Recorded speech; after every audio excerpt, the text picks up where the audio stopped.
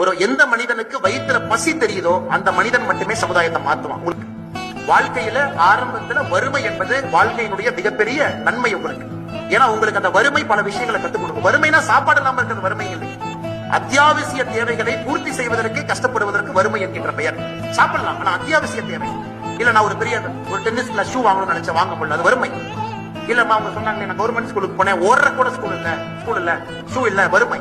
அதனால இங்க இருக்கக்கூடிய குழந்தைகளுக்கு வறுமை என்கின்ற ஒரு பசி உங்க வைத்தது. நீங்க அப்படியே அதை பயன்படுத்தி அதை ஊக்கமாக எடுத்து அதன் மூலமாக அதை வெறியாக அதை மாற்றி இன்னும் படித்து படித்து படித்து வாழ்க்கையில பெரிய மேதைகளாக நீங்கள் வர வேண்டும். கல்வி ஒன்று மட்டுமே உங்களை உயர்த்தும், வேற எதுவும் உங்களை உயர்த்தாது. அதனால கல்விக்கு மட்டும் நீங்க முக்கியத்துவம் கொடுக்கணும், கஷ்டப்படணும், படிக்கணும். ஏன்னா ஒரு சைனால ஒரு நல்ல ப்ராவர்ப் சொல்லுவாங்க, nobody died because of hard work. கஷ்டப்பட்டு வேலை செஞ்சு யாரும் செத்து போனதா உலக சரித்திரத்துல யாருமே எழுதல. கஷ்டப்பட்டு வேலை செஞ்சா கெட்டது நடக்கும் உலக சரித்திரத்துல கிடையாது. கஷ்டப்பட்டு வேலை செஞ்சா நல்லது மட்டும்தான் நடக்கும். அதனால இந்த குழந்தை செல்வங்கள் இருக்கிறவங்க கஷ்டப்பட்டு படிக்கணும். ஏன்னா எல்லோருடைய எதிர்பார்ப்பு உங்க மேல இருக்கு.